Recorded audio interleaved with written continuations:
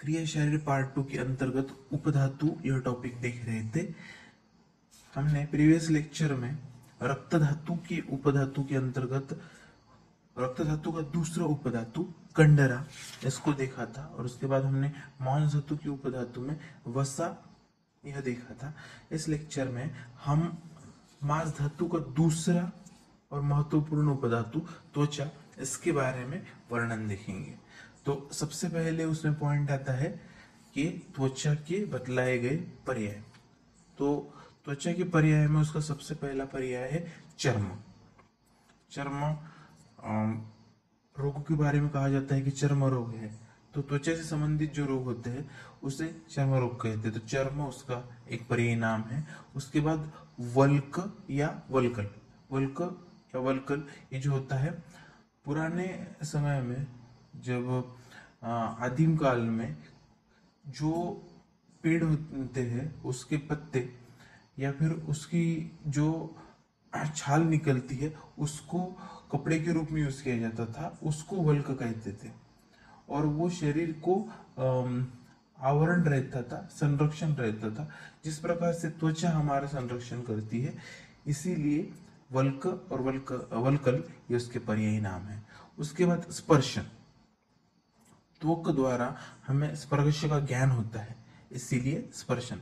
छादनी, छादनी का मतलब होता है जिसमें छेद होते हैं। तो त्वक जो होते हैं उसमें जो सिबेसिस ग्लैंड होती है और स्वेट जो पसीना आता है उसके लिए पोर्स रहते हैं। तो एक प्रकार की उसमें ओपनिंग्स रहती है जो भले ही हमें दिखाई नहीं देती है, छोटे साइज की रहती है, लेकिन होती है, तो इसीलिए छादनी। इस प्रकार से ये कुछ त्वक के पर्यायी नाम है। उसके बाद हम नेक्स्ट पॉइंट देखते हैं, त्वचा की गर्भावस्था में उत्पत्ति। जो त्वचा की उत्पत्ति होती है गर्भावस्था में, वो किस प्रकार से होती है इसका वर्णन हमें शुश्रूषा स्थान के 4 अध्याय के 4 श्लोक में मिलता है। शुश्रूषा स्थान 4/4। तस्य खल्वेव प्रवृत्तस्य शुक्रशोणिस्तस्य अभिपञ्चमानस्य शीरसमेव संतानिका सप्तत्वचो भवति। इस श्लोक में बतलाया गया है कि पंच महाभूतों के अधिष्ठान वाले शुक्र शोणित के संयोग से हुए परिपाक से प्राण युक्त इस शरीर की दूध की मलाई की तरह 7 त्वचाएं होती है। इस श्लोक में कहा गया है कि जब शुक्र और शोणित का संयोग होता है तब नए प्राण की उत्पत्ति होती है। तो ये जो नया प्राण उत्पन्न होता है ये पंच महाभूत का ही अधिष्ठान रहता है।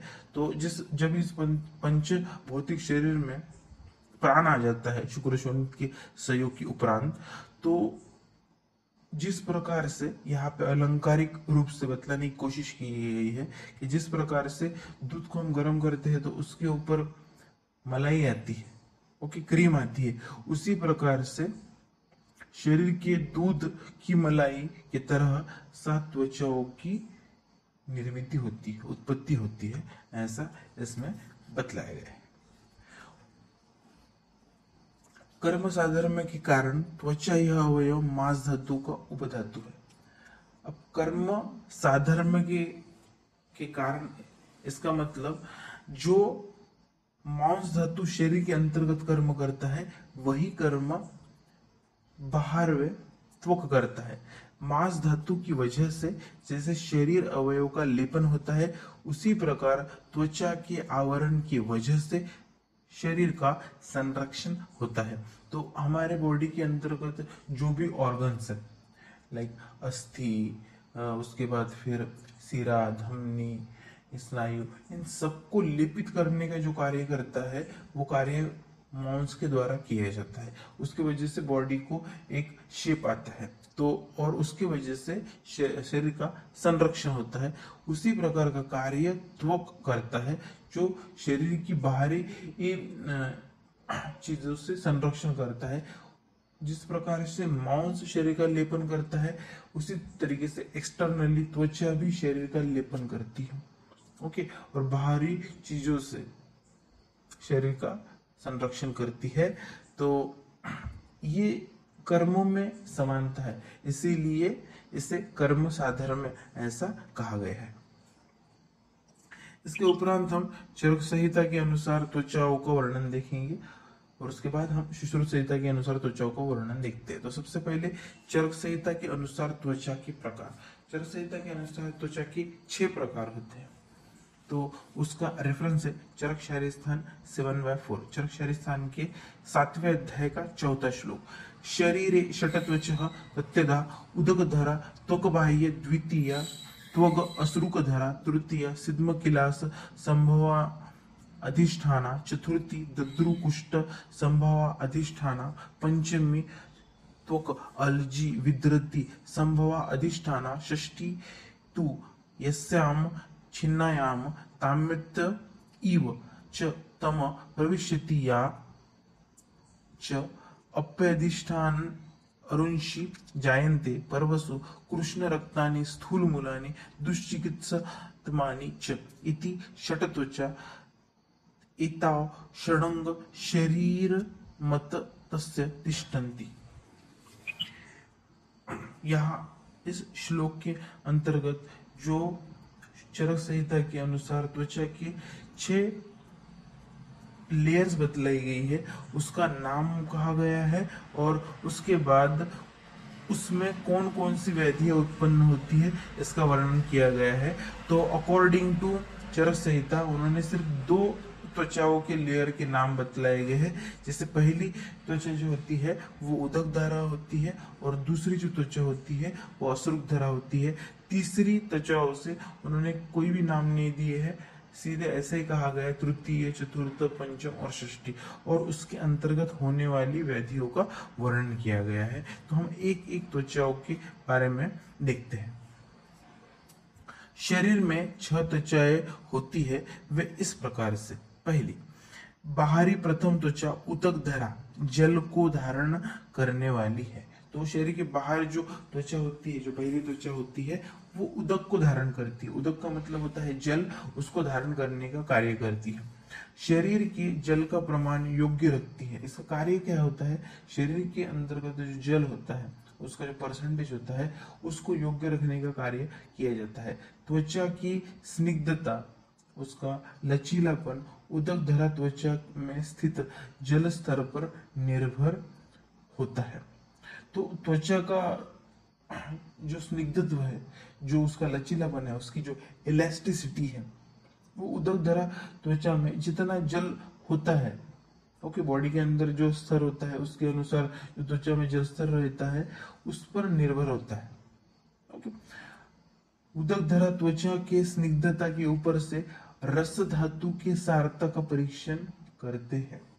तो रस धातु जब हमने देखा था तो देखा था कि जो त्वचा होती है उसकी सारता जो होती है वो उसके टेक्सचर के ऊपर से, उसके स्निग्धता के ऊपर से, उसके लस्टर की वजह से हम दर्शन और स्पर्शन इन चीजों से हम रस धातु की सारता देखते हैं।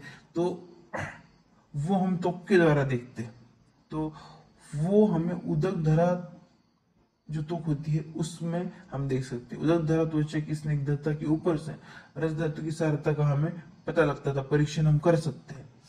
अतिसार इत्यादि व्याधियों में शरीर का जलस्तर कम हो जाता है, जिसके परिणाम उदक धरा त्वचा पर दिखाई देते हैं। आपको पता है जब लूज मोशन हो जाते हैं, छोटे बच्चों में हम स्किन पकड़ के देखते हैं तो स्किन अगर हम छोड़ भी देते हैं तो उसमें रिंकल्स रहती है, इसका मतलब बॉडी में डिहाइड्रेशन हो गया है।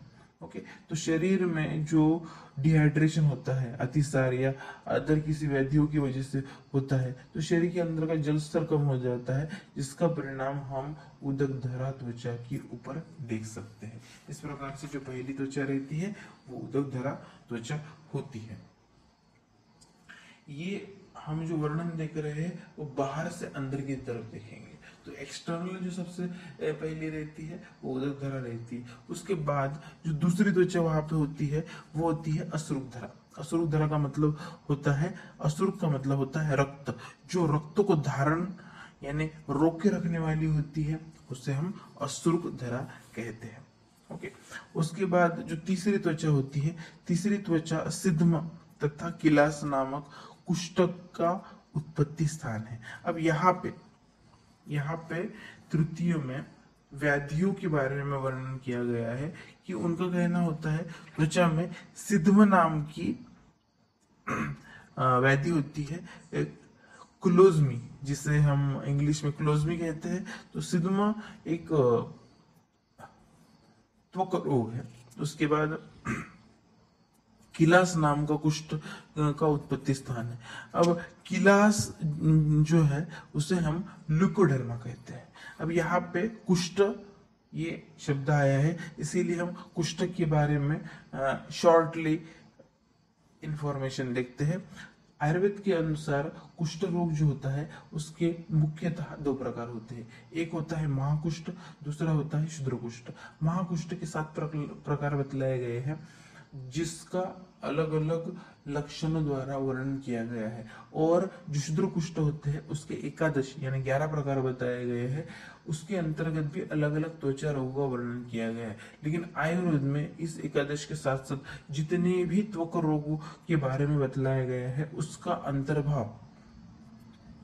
अंतर्भाव क्षुद्र कुष्ठ में ही यानी निकृष्ट दर्जे के कुष्ठ में ही होता है। तो जितने भी त्वक रोग आएंगे वो साथ छोड़कर वो सभी के सभी जो होते हैं वो क्षुद्र कुष्ठ के अंतर्गत आते हैं। तो किलास भी उसी के अंतर्गत का एक है। किलास नाम का कुष्ठ यानी ल्यूकोडर्मा जो हम उसे कहते हैं, इस त्वक रोग की तुलना हम ल्यूकोडर्मा यानी के साथ करते हैं। इसमें क्या होता है, पार्शियल और total loss of skin pigmentation.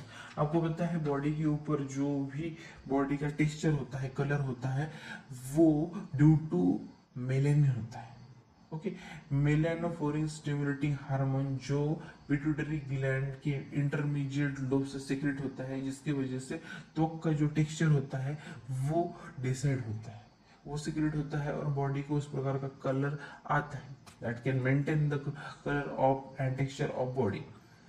तो जब इसमें किसी प्रकार की विकृति आ जाती है, किसी स्थान की पार्शियली या फिर टोटल लॉस हो जाता है स्किन में मेलानिन का, तो वहां पे व्हाइट पैचेस क्रिएट हो जाते हैं, उसको हम कहते हैं ल्यूकोडर्मा। उसके बाद चौथे नंबर की जो त्वचा है उसके अंतर्गत दद्रु और सभी प्रकार के कुष्ठों की उत्पत्ति का स्थान कहा गया है। दद्रु का मतलब होता है ring worm infection. Ring worm यानी दांत का जो इन्फेक्शन होता है, ओके, वो चौथे नंबर की स्किन में होता है। और जितने भी प्रकार के कुष्ठों के बारे में बतलाया गया है, अब यहाँ पे किसी क्षुद्र या महाकुष्ठ के बारे में नहीं कहा गया है, तो सभी प्रकार के कुष्ठों का यह अधिष्ठान होता है। इस लेयर में सभी प्रकार के कुष्ठ हो सकते हैं, ऐसा बतलाया गया है। उसके बाद 5वीं नंबर की जो त्वचा होती है, जो लेयर होती है, 5वीं में अल्जी यानी एडेनाइटिस। ओके, एडेनाइटिस का मतलब होता है general term for the inflammation of the gland. Okay, तो यहाँ पे मैं एक इम्पोर्टेंट बात बतला दूं, ओके, कि आइटिस का मतलब होता है इन्फ्लेमेशन। थ्रू आउट जो भी मेडिकल टर्मिनोलॉजी में जहाँ पे आइटिस होता है उसका मतलब होता है इन्फ्लेमेशन, इस रूप में इसको लिया जाता है। यहाँ पे एडेनाइटिस क्रिएट होता है जिसको आयुर्वेद में अल्जी कहा जाता है। इसका मतलब होता है, ये जनरल टर्म है, इन्फ्लामेशन ऑफ द ग्लैंड। तो जहाँ पे भी ग्लैंडुलर इन्फ्लामेशन क्रिएट हो जाता है त्वचा में, उसको अल्जी कहते हैं और ये 5वें लेयर में होता है। उसके बाद विद्रदी। विद्रदी का मतलब होता है एप्सिस। ओके, एप्सिस का मतलब होता है जब भी बॉडी में किसी भी कारणवश किसी प्रकार का इन्फेक्शन होने के बाद अगर वहां पे पस फॉर्मेशन क्रिएट होता है एक्सटर्नल इंजुरी की वजह से, या फिर इंटरनली किसी कारणवश या किसी बैक्टीरिया वायरस पैरासाइट के कारण अंदर में अगर किसी प्रकार से पस फॉर्मेशन क्रिएट हो जाता है, तो उस पस फॉर्मेशन को एप्सिस कहते हैं, विद्रति कहते हैं। तो इनका कहना है ये 5वें नंबर की जो त्वचा होती है वहां पे अल्जी और विद्रति की उत्पत्ति का स्थान होता है। उसके बाद 6ठे नंबर की आखिरी त्वचा वह है जिस के कट जाने पर मनुष्य मानो अंधे की भांति अंधकार में प्रवेश करता है अथवा तमोगुण की भांति चेष्टा करता है, और जिस त्वचा के ऊपर काली लाल गहरी जड़ों वाली कष्ट साध्य अरुंशी फुंसिया पर्व गांठों पैदा हो जाती है। तो यहाँ पे ये कहा गया है कि छठी नंबर की त्वचा कट जाने से मनुष्य अंधे की भांति अंधकार में प्रवेश करता है। इससे ये बतलाने की कोशिश की गई है कि बहुत तीव्र वेदनाएं होती है, अथवा अथवा क्या होता है और नहीं तो तमोगुण की भांति चेष्टा करता है। तमोगुण का मतलब होता है ये किसी प्रकार की वेदना संवेदनाओं का न होना, इस प्रकार के लिए इन्होंने तमोगुण कहा है। तो ये समझ सकते हैं जो शरीर में सेंसेशन क्रिएट होते हैं वो नर्व सेल के द्वारा होते हैं, और वो जो नर्व सेल होती है वो अगर उसके ऊपर आघात होता है तो उसकी वजह से ज्यादा पेन होगा, तो इसीलिए पहले बताया गया। लेकिन अगर ये कट जाती है तो जहां पे कट जाती है उसके आगे सेंसेशन जाएंगे ही नहीं, ओके। इसीलिए कहा गया है तमोगुण की भांति चेष्टा करने लग जाता है। और जिस त्वचा के ऊपर काली लाल गहरी जड़ों वाली कष्ट साध्य अरुंशी यानी फुंसिया उत्पन्न हो जाती है, ये पर्वों के समान रहती है, गाठिया बन जाती है, ग्लैंडुलर ग्रोथ होती है वो पैदा हो जाती है। तो ये फुंसिया जो होती है ये छठे नंबर की स्किन में होने वाली विकृतियों के कारण उत्पन्न होती है, ऐसा कहा गया है। इस प्रकार का जो वर्णन है वो छठे नंबर के धातु यानी मज्जा धातु में भी वर्णन आया है। मज्जा धातु की अगर विकृति होकर उसकी वृद्धि होती है तो इसी प्रकार की कष्ट साध्य अरुंशी वहां पे उत्पन्न होती है। अब कोइंसिडेंटली कहे या कुछ रिलेशन भी इसके बीच में हो, छठी नंबर की स्किन है और छठे नंबर का ही धातु है जिसमें विकृति के बाद ये फुंसिया उत्पन्न होती है। इस प्रकार ये 6 त्वचाएं होती है, ये षडंग 6 अंगों वाले शरीर को व्याप्त किए यानी ढकी हुई रहती है। इस प्रकार का वर्णन हमें त्वचा के बारे में चरक संहिता में मिलते हैं। उसके बाद हम सुश्रुत संहिता में इसके बारे में वर्णन देखेंगे। सुश्रुत संहिता में जो क्रम होता है वो भी उसी प्रकार का है, लेकिन सुश्रुत संहिता में त्वचाओं के जो लेयर्स बतलाए हैं वो 7 बतलाए, एक ज्यादा लेयर इन्होंने बताई है। तो इसका जो रेफरेंस है वो है सुश्रुत शायरसान के 4थे अध्याय के 4था श्लोक है। ये इसमें कहा गया है तासाम प्रथमा अवभासिनी नाम या सर्वान वर्ण नव भास यान्ति पंचविधा च छायाम प्रकाशयति सा बृहेर अष्टदशम प्रमाण सिद्म पद्म कंटक अधिष्ठान द्वितीय लोहिता नाम षोडश भाग प्रमाण तीरकाल निच्छव्यंग अधिष्ठान तृतीया श्वेता नाम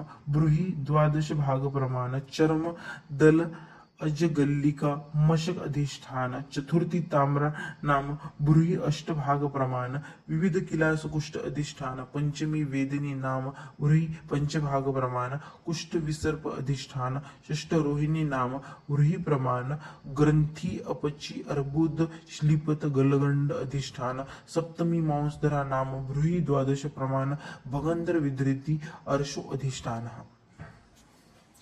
तो इस श्लोक में जो त्वचा के 7 लेयर्स होते हैं सुश्रुत संहिता के अनुसार वो उसका जो प्रमाण होता है, उसकी जो मोटाई होती है वो कितनी होती है, उसकी ये विड्थ कितनी होती है ये बतलाया गया है। और उसके साथ साथ में कौन कौन सी व्याधियां इन 7 लेयर के अंतर्गत होती है इसका भी इसमें एक अच्छे से वर्णन किया गया है।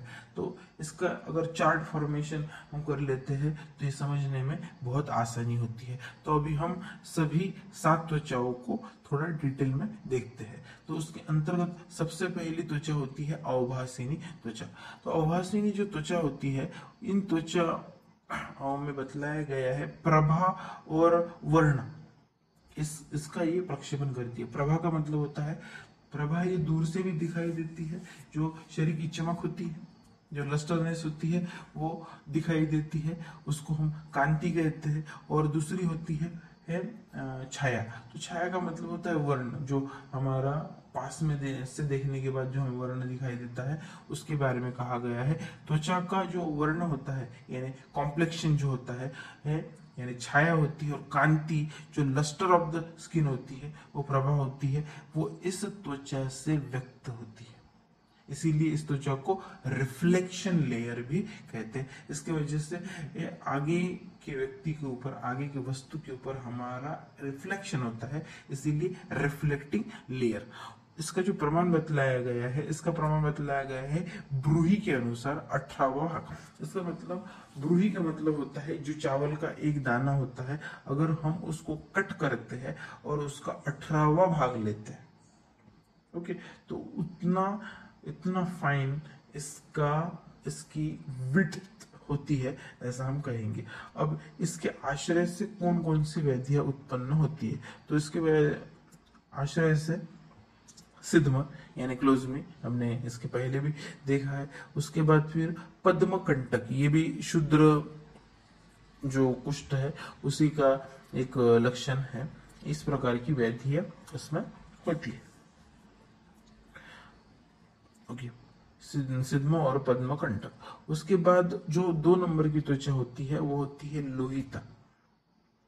ओके, तो लोहिता वहां पे थी अश्रुधरा, जिसमें रक्त का परिवहन कहा गया था। यहाँ पे लोहिता है, यानी ये लोहे की है, कि कलर की होती है, रेडिश लेयर ही होती है। तो इसमें भी हम कह सकते हैं कि रक्त का भ्रमण होता है। इसका जो प्रमाण बतलाया गया है, तो ये जो त्वचा होती है इसकी वजह से त्वचा का जो वर्ण होता है वो लाल आता है।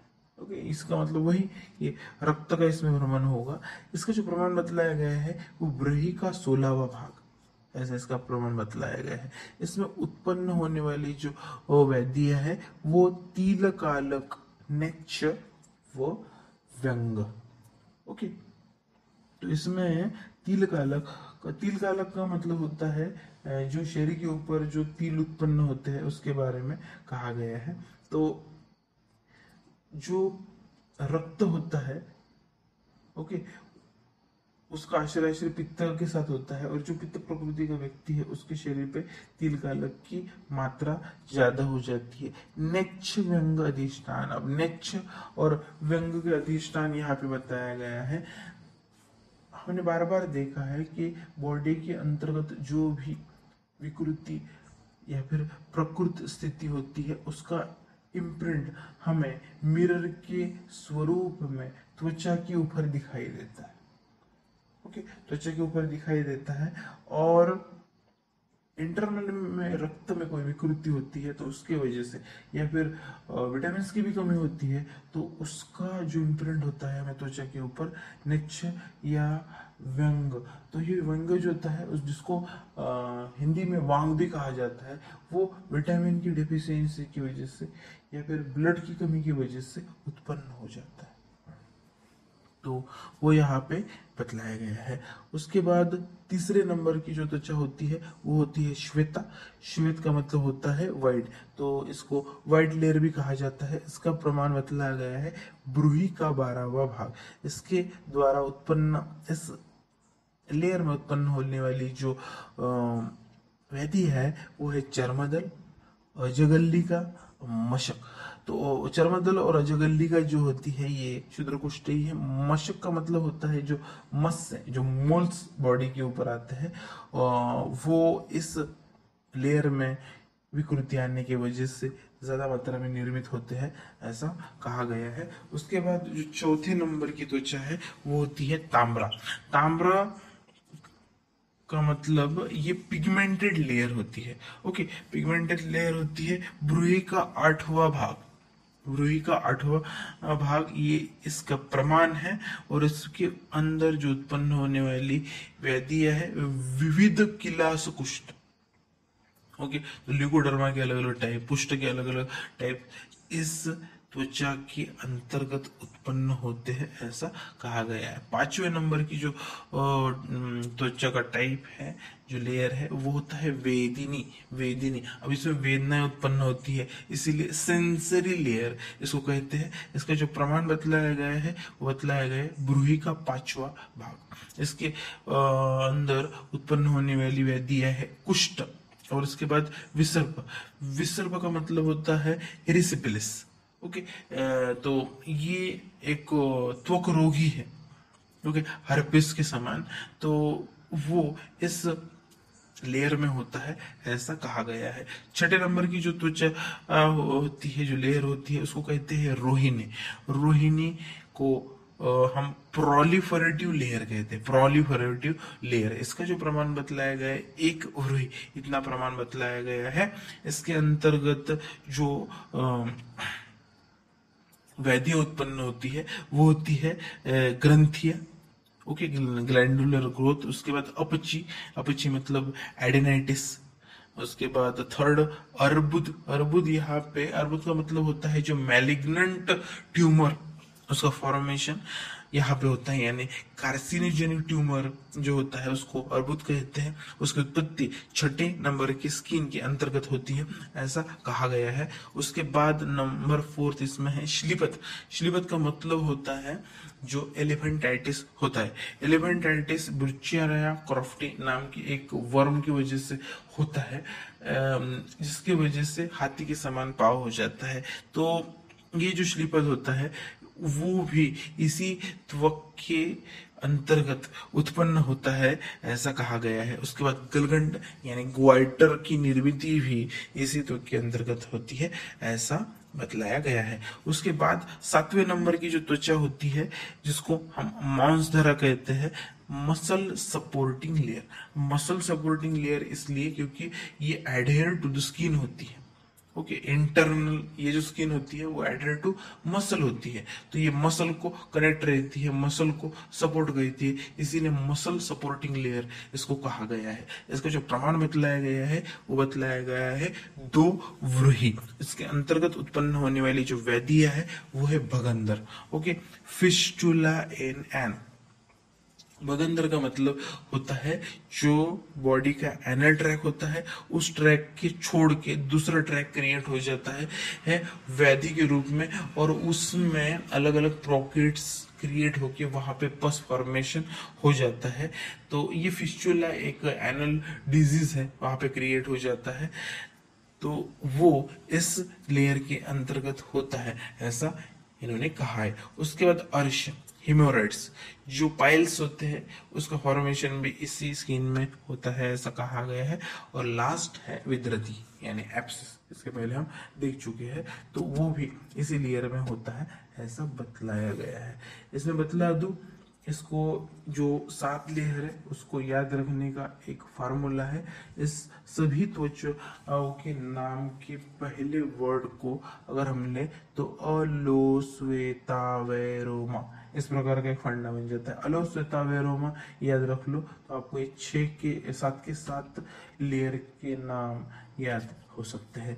तो ये जो जितना भी हमने वर्णन देखा है यहाँ पे, तो त्वचा का नाम क्या है, उसका प्रमाण कितना है, उसके अंतर्गत कौन सी व्याधियां होती है, इस के द्वारा बहुत सारे एमसीक्यू के क्वेश्चन क्रिएट हो सकते हैं। तो यूजी में, उसके बाद फिर पीजी एंट्रेंस में भी इसके ऊपर क्वेश्चंस आते हैं एमसीक्यू के लिए। तो ये एक इम्पोर्टेंट है पॉइंट, तो इससे बहुत सारे एमसीक्यू क्रिएट हो सकते हैं। उसके बाद हम त्वचा के कार्य देखते हैं, ओके। तो ये एक त्वक जो है एक सेंस ऑर्गन है, और इसका जो वर्णन है वो चरक संहिता, सुश्रुत संहिता के अनुसार काफी डिटेल में दिया गया है। अगर इसके ऊपर एलएक्यू भी आते हैं, ओके, तो इसीलिए हमें इसको डिटेल में देखना आवश्यक होता है। तो हमारा नेक्स्ट पॉइंट है त्वचा के कार्य। त्वचा के कार्य को हम देखते हैं। उसके अंतर्गत सबसे पहले त्वचा का कार्य जो होता है वो सर्व शरीर का लेपन कर शरीर अंतर्गत अवयवों का संरक्षण करना। तो चलो वह शरीर का लेपन करता है और उसके द्वारा शरीर अंतर्गत जो भी ऑर्गन्स होते हैं, अवयव होते हैं, उसका संरक्षण, प्रोटेक्शन किया जाता है। नंबर 2, वात दोष की सहायता से स्पर्श ग्रहण करना। तो जो टच सेंसेशन होते हैं उसको लेने का कार्य ये वात दोष के द्वारा किया जाता है। ओके, वात दोष की सहायता से किया जाता है।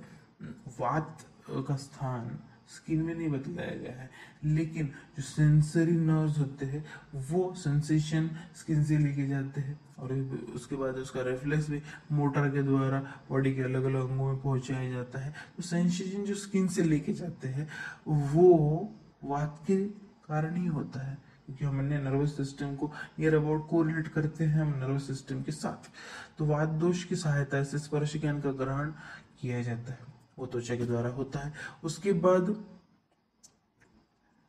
जो थर्ड पॉइंट है त्वचा का कर्म बतलाया गया है, वो बतलाया गया है कि जो भ्राजक पित्त होता है उसका स्थान ये त्वचा होती है। तो भ्राजक पित्त की सहायता से जो वर्ण प्रकाश, जो हमें विटामिन डी मिलता है, विटामिन D3 इनसाइड बॉडी रहता है और उसका डाइजेशन होके हमारे शरीर में विटामिन डी का फॉर्मेशन होता है। तो उसके लिए जो सनरेज आते हैं उसका पाचन करना आवश्यक होता है। वो उसके बाद फिर हम एक्सटर्नल जो भी एप्लीकेशन करते हैं, अभ्यंग करते हैं, परिक्षेक करते हैं, इस प्रकार के जो भी लेपन कार्य होता है उसका डाइजेशन करेंगे स्किन के ऊपर से, वो डाइजेशन होके अंदर ग्रास्प होगा।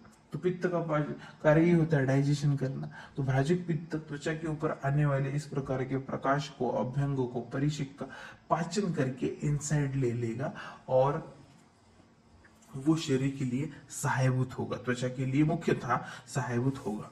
तो ये उसका कर्म हो गया। उसके बाद कर्म नंबर 4, व्यान वायु की सहायता से रोमकूप से स्वेद का उत्सर्जन करना। तो शरीर में जो मल रूपी स्वेद निर्मित हो गया है उसको बाहर निकालना भी आवश्यक होता है।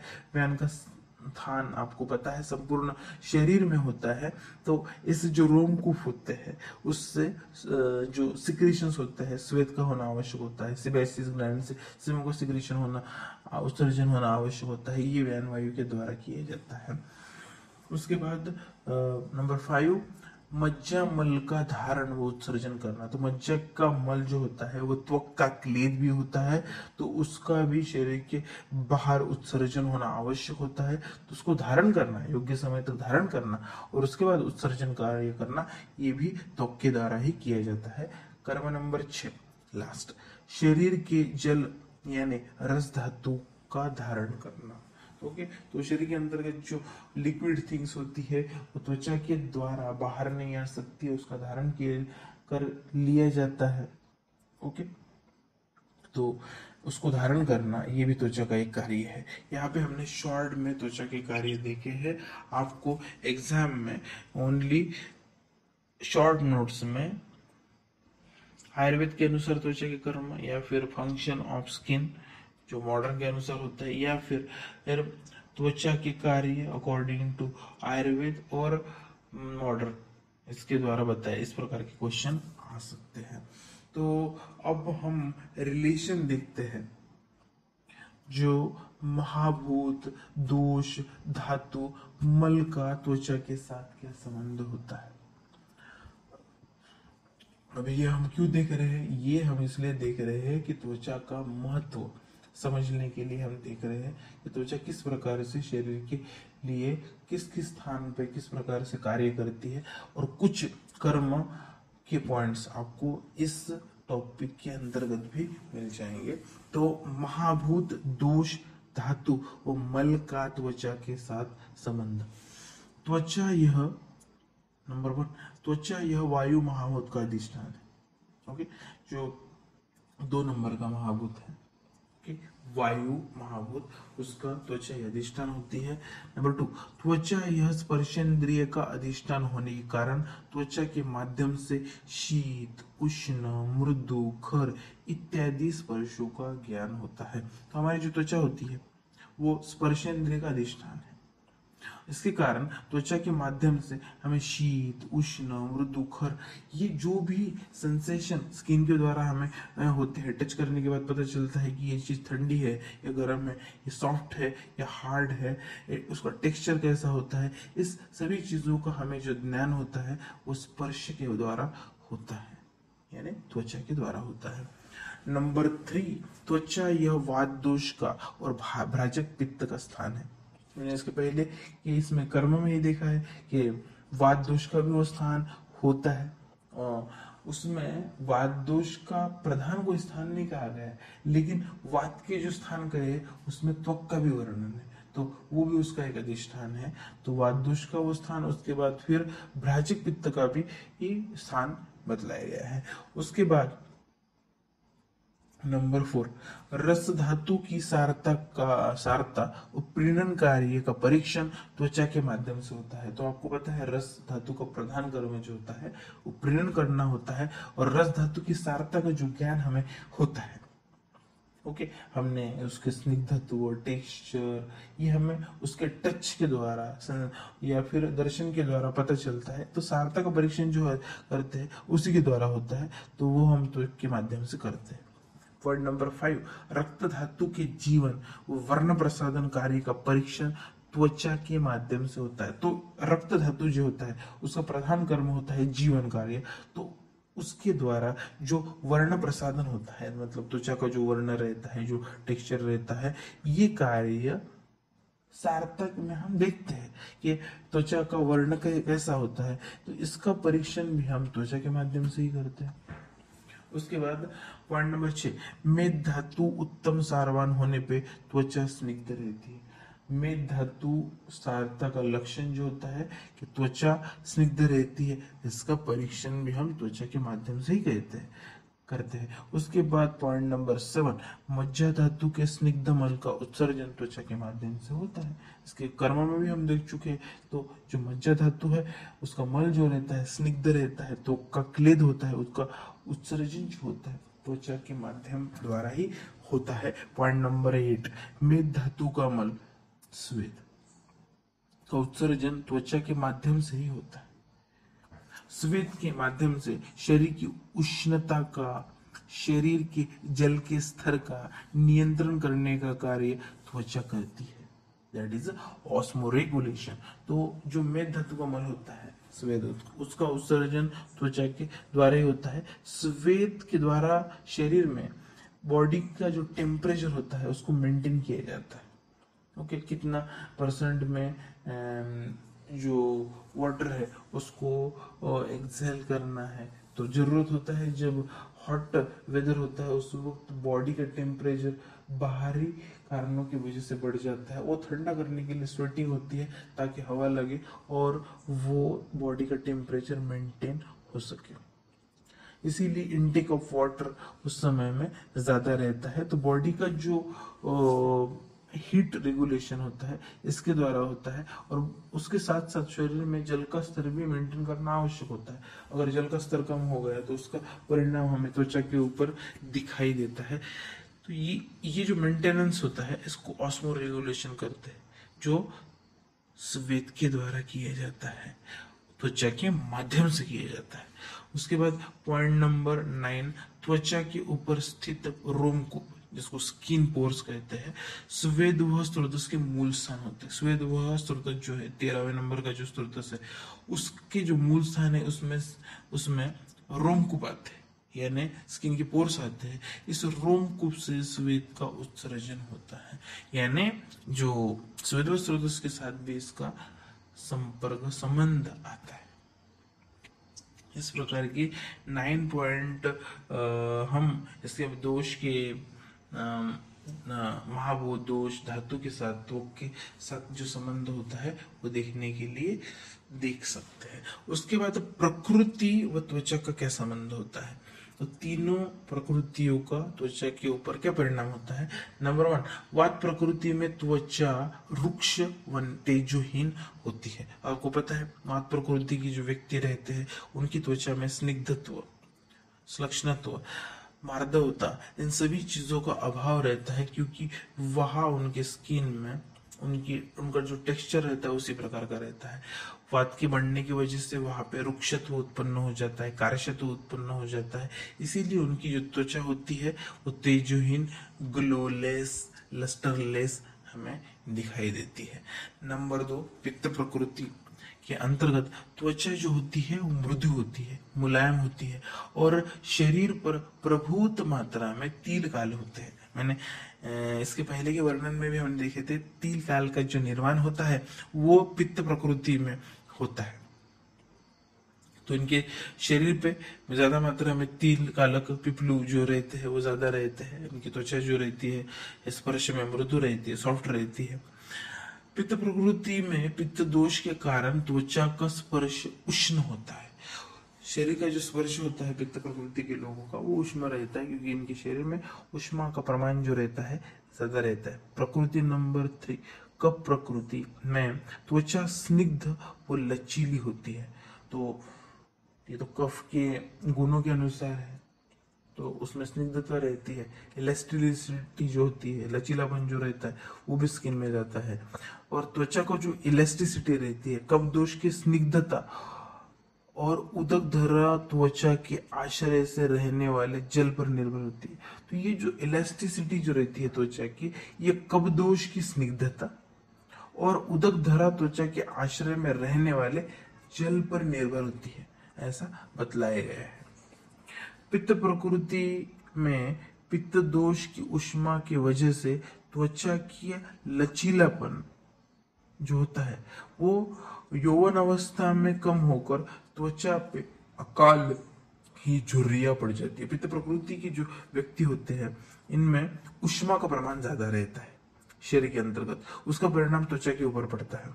उसके वजह से जो उसकी जो इलास्टिसिटी होती है वो इलास्टिसिटी यौवन अवस्था में ही कम हो जाती है और उसके बाद इन व्यक्तियों के शरीर के ऊपर अकाल में ही झुर्रियां आती है। तो पित्त प्रकृति के व्यक्तियों को रिंकल्स फॉर्मेशन जल्दी होती है, ये उनकी प्रकृति के अनुसार होता है। अब हम यहाँ पे त्वक रोग से रिलेटेड त्वक रोग के ऊपर जो औषधियाँ जो मेडिसिन हम यूज करते हैं उसके बारे में शॉर्टली इंफॉर्मेशन देखेंगे। आयुर्वेद शास्त्र में त्वचा रोग में उपयुक्त औषधि द्रव्य कौन कौन से औषधि द्रव्य होते। आयुर्वेद शास्त्र में त्वचा पर उपयुक्त ऐसे मंजिष्ठा, सारीवा, चंदन, उशीर इनके जैसे असंख्य औषधि वनस्पतियों का संदर्भ उपलब्ध है। उसका त्वचा रोगों में विविध प्रकार से उपयोग कर यशस्वी चिकित्सा की जा सकती है। तो बहुत ही tip of the iceberg information है ये कि ये तो अलग ही फैकल्टी का स्टोमेटोलॉजी या स्किन डिज के ऊपर स्किन स्पेशलिस्ट। तो इसमें जो भी मेडिसिन हमने अभी देखी है मंजिष्ठा, सारीवा, चंदन, उशीर, ये सब शीत गुणात्मक होते हैं। ओके, तो इसका जब हम शरीर के ऊपर लेपन करते हैं तो उसके द्वारा शरीर की चिकित्सा होती है या फिर जो लस्टरनेस होती है, जो ग्लो होता है उसको मेंटेन किया जाता है। झुर्रियाँ जो होती है वो पित्त प्रकृति की वजह से होती है और पित्त प्रकृति के व्यक्तियों में शरीर में उष्मा ज्यादा होती है। अगर इस प्रकार का लेपन हम करेंगे तो उष्मा कम होगी और उसके वजह से जो उसकी मेंटेनेंस होता है, झुर्रियाँ होगी, वो लेट पड़ेगी। अगर इस प्रकार की हम इन चीजों का लेपन वगैरह करते हैं तो ये जो भी बतलाई गई है। और इसमें कहा है कि असंख्य प्रकार की औषधियाँ होती है, उसको अलग अलग कल्पों के द्वारा अगर हमने त्वचा के ऊपर यूज किया तो अलग अलग तरीके से एक्सटर्नल और इंटरनल भी अगर हम लेते हैं तो उसका इम्प्रेशन हमें स्किन के ऊपर दिखेगा और हम त्वचा की योग्य चिकित्सा कर सकते हैं। ओके, तो इस प्रकार का हमने त्वक के बारे में वर्णन है। चिकित्सा के बारे में ज्यादा नहीं देखेंगे। तो अब आज हमने जो मांस धातु का दूसरा उपधातु है त्वक, उसका वर्णन देखा। पर्याय, उसकी गर्भावस्था में उत्पत्ति, चरक संहिता और शुश्रूष संहिता के अनुसार उसके प्रकार, उसका प्रमाण और उसके उत्पन्न होने वाली व्याधियां, तो के कार्य, महाभूत दोष, धातु मल और प्रकृति का त्वचा के साथ क्या संबंध होता है और उसमें होने वाली औषधि द्रव्यों की चिकित्सा शॉर्ट में हमने देखी। तो आप समझ ही गए होंगे। इस प्रकार से टॉपिक समाप्त होता है। Thank you.